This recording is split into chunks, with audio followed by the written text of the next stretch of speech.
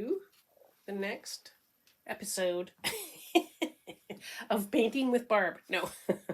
um, so you people who were at the mini workshop this morning, um, this is kind of where I got on the painting, which is done on a piece of 300-pound watercolor paper. There's now quite a bit of paint on here. I think it's had 3 layers at least. So basically I started out making things quite dark. I dripped some water on, rolled the paint off. I did a glaze with Payne's Gray. And Payne's Gray, if you don't know, is like an amazing, beautiful color. It comes out very dark blue, but it's transparent, and it's just a really nice glaze. And then after that, it was quite dark, so I decided I would, but the paint was a little bit wet still, which is why it looks kind of smushed up. So then I thought, okay, I'm going to come in with some light colors, and basically I just used white. So all this white lighter values are made just by smushing the paint around with this trowel, which is a trowel that I got through Art to Life online. It's about $50 or something like that, maybe more, can't remember. But anyway, it's a beautiful trowel. It's got cornered edges. It's a little bit flexible. It just does a great job, and yeah, unfortunately they don't deliver to Canada. So the only reason I got one is because I was visiting somebody in the States, and so I just had it delivered to her house and brought it home. So that was used sort of to really smush all the colors. I think I added a little bit of yellow ochre in there as well, as you can see. And so now I'm left with sort of a textural mess. So the question is, now, going back to our intention of working on 4x4 pieces, even though this is a sheet of half a sheet of watercolor paper, which is so it's now 15 by 22, the sheet of paper. I am going to keep trying to make some marks on here that's going to make it more interesting. So the fact that it's quite textural, that dictates to me that the opposite of texture is solid, opaque, and something, either white or a color perhaps. So it'll become apparent as we go on. There's all kinds of things you can bring into this. You can do some stencil work, things that just create interest, different things. You should have a few different things going on in a piece. And when they're only 4 inches, so here's my little measuring crop thing, and I'll put it at 4 inches by 4 inches, like there. So you can just see, like me holding it in front of the camera, you can kind of see the compositions that you'd get if you just move it around. And this is a good little thing. You can keep this to just kind of check where things are at. And like I say, it's confirms the fact that this is mostly texture, and it's not all that interesting, maybe a little bit, but maybe some more line work, because I like how that's different than anything else. So we'll just keep working on it and see where this goes. So again, so the question is, do I start with something dark or something light? Well, I don't know. But I do know that this is quite textural, so I want to bring in something solid, and a color that is sort of going into this. So I've used, this is yellow ochre. This is an opaque color. And I've used magenta, quinacridone magenta, which is a transparent color. And then this is the, it looks like black, but when you squirt it out, it's actually Payne's Gray. And there were some other colors below that, but this is sort of what's presenting now on the surface. So you kind of want you either want to continue with these colors, mixing them in different ways so to harmonize it, or you can completely change it up. So it's really up to you. I think what I'm going to do is, so I could glaze this whole thing, let it dry a little bit, and then come in with some more solid colors, or either something darker or lighter. Really just not really sure. This is really in a transitional phase, so I think I might just go with some unsaturated yellow ochre and just come in and put it down in a solid way. Might actually, so I can add white to this, or I can add black to it, or another color to make it more unsaturated. But right now I just want to see what this looks like when I come in and put some color, solid color, because this is all textural. So I have a 2-inch, inch and a half. Can't read it anymore because it's so covered with paint. But anyway, this little brush has a silicone end, and I use this brush a lot. I want to get some bigger ones, and it's just another tool. And I'm just going to use this because at this point, it's not imperative. We're not thinking too much about this yet.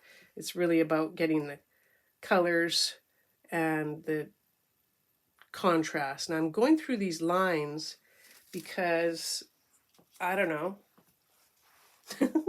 it looks better when you break up a line.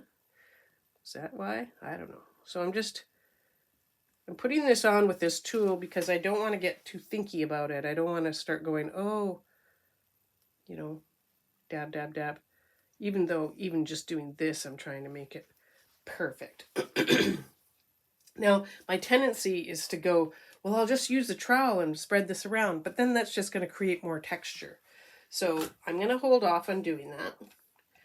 And I've just, it doesn't look like anything really. And my guide, because I respond to what is there in front of me, my guide is that I'm putting this yellow color over the areas that are kind of yellow already. And that's kind of how I work, is just using what's there to, help me decide what to do next. So, yeah, I don't know. There's some, when you look at your painting, you go, oh, I really like that area. And, but then sometimes you can get attached to certain parts of your painting, and then you start painting around it and trying not to ruin it. And it really becomes the detriment of the painting because you're trying to save this thing that doesn't really incorporate into the piece. So, and that's not something that you just learn and then don't do it again. You get to learn it over and over again. Just saying. So while I'm doing this, and this is an exercise in mindfulness, really, is that now I have these 3 shapes of yellow ochre, but they're all kind of about the same size. So I have to decide what to do. So you can make one, you could wait till one of them dries and you could paint over it. I mean, that might end up happening anyway. Or you can just make one of them a lot bigger. And I'm just doing it this way. I'm just trying not to make the paint drag it so that it's textural, because remember, we already have enough of that. You can pull it out and let it scumble across, or just drop the little bits here and there. But at least, the intention was to get some solid paint on there. So we've got that. It doesn't look like anything to write home about, but and I have a tendency to try to make things linear, or like, what's the word? Not symmetrical, but in the same plane. And it makes me uncomfortable if I make something on an angle besides something that's straight. I don't know. That's just the way it is. So anyway, just noting that as I'm doing this, because you can see the lines, the planes in this painting are obviously in just one way, and that's could change. So that's a little bit better. I mean, I'm really creeping up on this. Like, I could just like squirt the bottle out, but then that might be almost like starting over again, because then you have to figure out what you're doing. So I'm just kind of in some, this is all solid, but I kind of like how it, if we just kind of make it not solid a bit on one side, just to change it up a bit. So, and I'm kind of fiddling around because I'm waiting for this paint to come to a certain dryness level so that I can make lines in it. So this is something that I just constantly do, because I know what color I put this over. So it's best if you put the line through an area that you know there's going to be contrast. So it's lighter under there. So I kind of like how that looks. It's subtle. You can kind of take part of it out so it comes and goes type of thing. Like that, instead of having it obvious, that it's just in your face. We've got some lines here, but remember, this is not going to be, the scale of this, again, is small. So it's not a big painting. It's going to be a bunch of little ones. So if we take our little crop thing again, now that we've got that paint on there, we can see in a 4x4 window that, now we have that to respond to. We've got that color there. So that makes it kind of interesting. Do we want the whole thing, or, you just got to move it around. So this is probably going to get broken down a bit because it's too big for this scale. So it's back and forth, just seeing what you like, taking out what you don't, covering things up, adding. It's a constant thing. So I'm just like squirting on some paint now because this is like screaming out for more paint. And and that could change too. But I'm just going to put this on. Now this is could be a glaze. See how if you scrape it back, you can actually see what's underneath it. And I kind of like that a lot, when you can see what's underneath things. Plus, when you use something like a trowel, it really takes it out of your hand. You can't control it like you can, say, with a brush or something more precise. Kathy Gilchrist. Sorry about that. I will turn that off. So I like that, but that's for a bigger piece. You're going to have like this 4x4 piece. So what about if we just scrape this back in this area? And this is, I like the saying, what if? Oh, what would happen if I? It's a great way to practice, because you can find some really interesting things that happen that you wouldn't normally, do. So this is adding some vibrancy to these because it really needed some color. And so I'm kind of going a little bit over the edge of the yellow to kind of run that into it.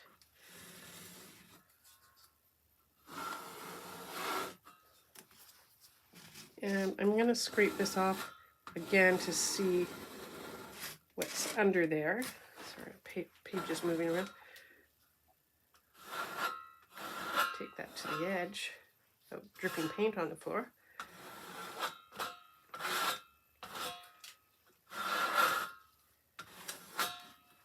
Yeah, I like how that goes. There's this little spot up here because it just missed the paper. It's better to do things that are kind of more out of your control, which, can be challenging. But I like that there's color, more vibrant color on here now. There is, so that's another thing that's just created a difference, is there's more color compared to muted color that was on here. A lot of this was on here before. I'm just going to drag this right over the yellow and see, kind of like that. It's something different there.